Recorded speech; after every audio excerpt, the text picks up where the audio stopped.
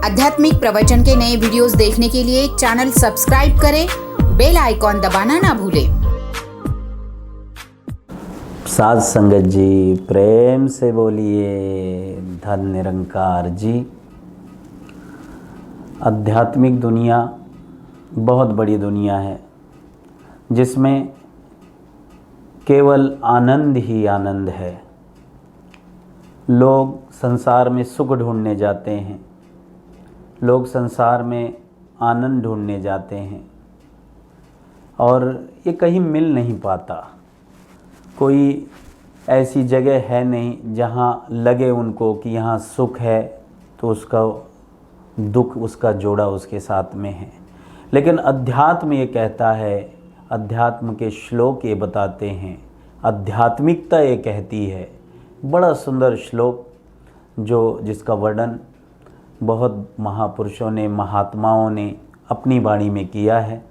तो ये श्लोक है जो हर तरफ आपको सुनाई देगा।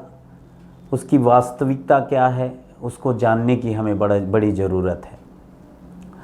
ब्रह्मानंदम परम सुखदम केवलम ज्ञान मूर्ति द्वंद्वातीतम गगन सदृशम तत्वमसादि लक्षणम एकम नित्यम विमला अचलम सर्वदी साक्षीभूतम भावातीतम त्रिगुणा रहितम सद्गुरुम त्वम नमामि। इस श्लोक में गुरु की महिमा वर्णन की है। गुरु की महिमा बहुत ऊंची है। जैसे कबीर साहब ने भी कहा है, सद्गुरु की महिमा अनंत, अनंत किया उपकार, लोचन अनंत उधारिया, अनंत दिखावन हार। सद्गुरु की महिमा बहुत ऊंची है, बहुत ऊंची, जिसका बखान नहीं हो सकता। पीछे इस बात पर बात हुई थी।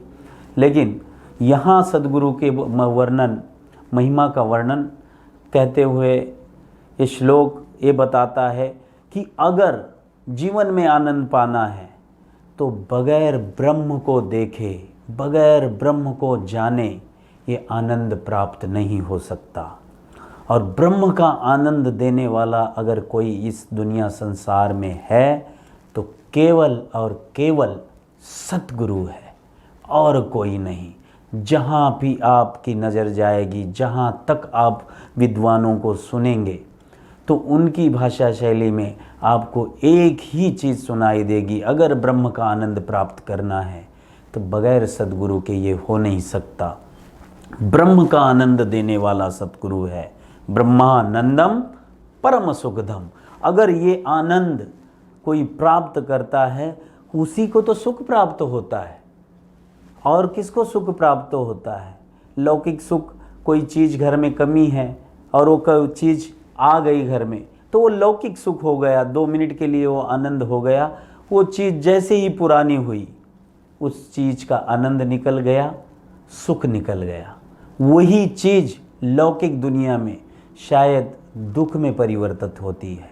लेकिन सद्गुरु से जो आनंद प्राप्त होता है, ब्रह्म मिल के जो आनंद प्राप्त होता है, वो दुनिया में कहीं नहीं मिल सकता। और वो एक बार मिल जाए, हर एक तपस्वी की यही इच्छा होती है।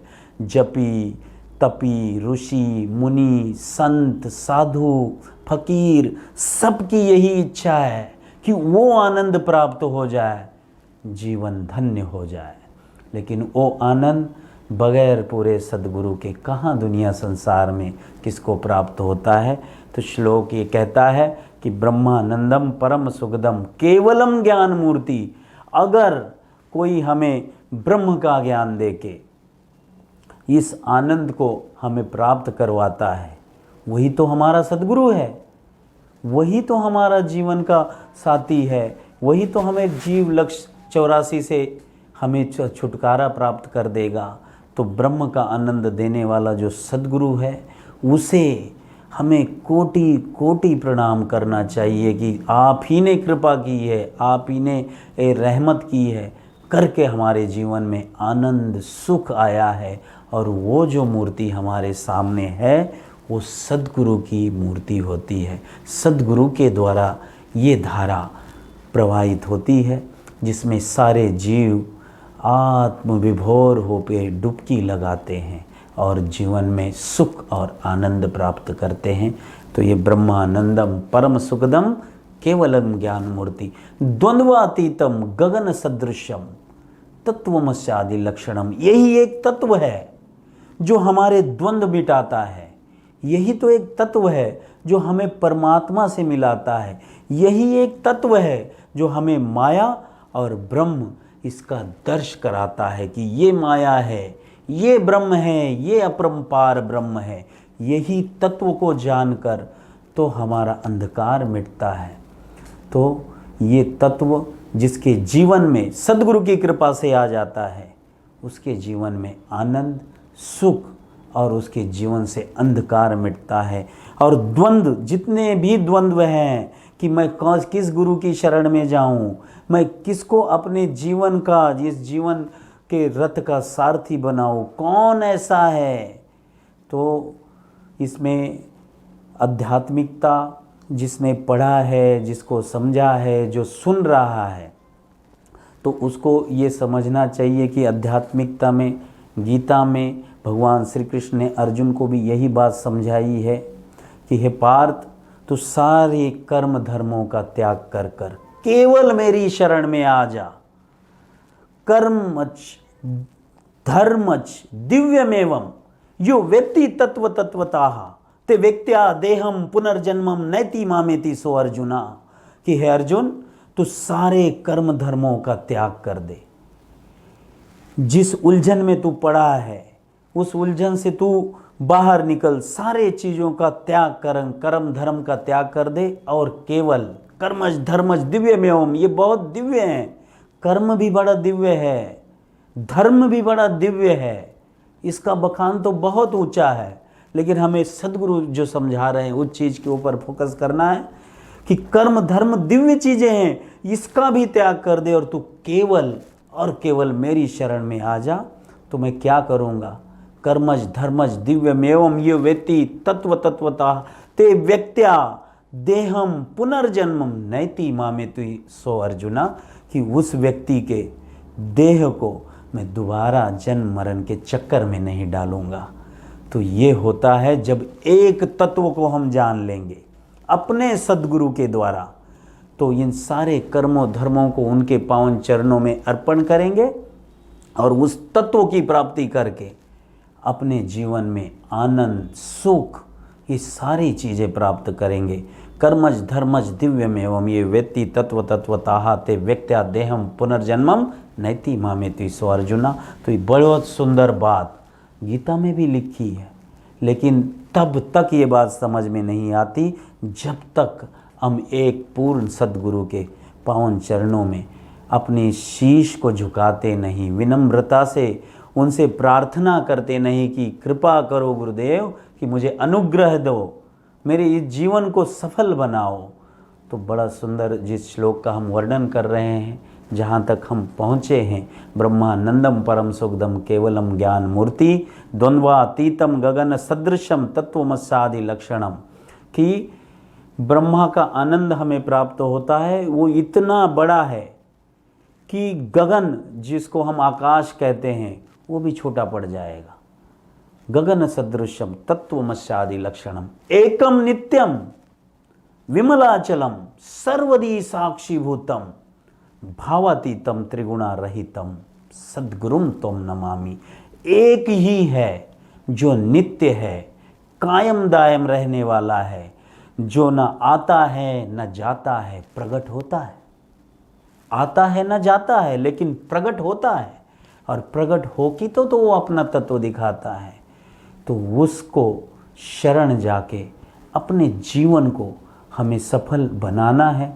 और वही बात है कि भावातीतम, बड़े भाव से, बड़ी श्रद्धा से, बड़े अदब से सद्गुरु के चरणों में शरण जाना है, क्योंकि वो भावातीतम त्रिगुणा रहितम, 3 गुणों से रहित है। वो 3 गुण जो हमें तैयार करने में सृष्टि की रचना हुई, जहाँ देह हमारा ये धारण हुआ, हमने देह का रूप धारण किया, तो इसमें 3 गुण लगे हैं।